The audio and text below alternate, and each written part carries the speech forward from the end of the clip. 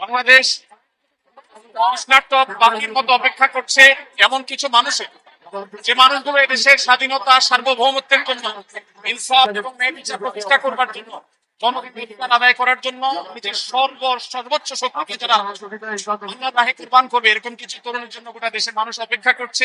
সেই তৃষ্ণা আমরা কিছুটা হলে অনুভব করেছি হাদির জানাজার মধ্যে, এত লক্ষ লক্ষ মানুষের এই উপস্থিতির মধ্য দিয়ে। আমরা শুধু একটি কথাই বলতে চাই, আমাদের আরো হাজার হাজার শত শত হাদির প্রয়োজন, আমাদের ঘরে ঘরে হাদির প্রয়োজন।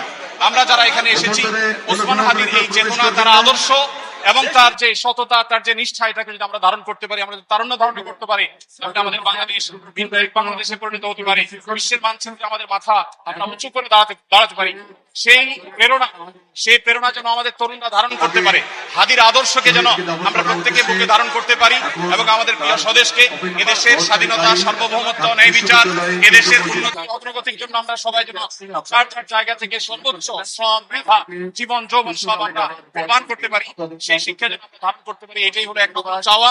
আমি দোয়া করি আল্লাহ তাআলা ওসমান হাদিকে শাহাদাতের সর্বোচ্চ মাকাম দান করুন, এবং সেই সাথে ওসমান হাদির যে প্রেরণা, তার যে আদর্শ, তার যে চেতনা, সেটা যেন এই দেশে, এদেশের বিভিন্ন প্রান্তে প্রান্তরে যেন যুগ যুগ ধরে, শতাব্দীর পর শতাব্দী ধরে যেন টিকে থাকে, বেঁচে থাকে।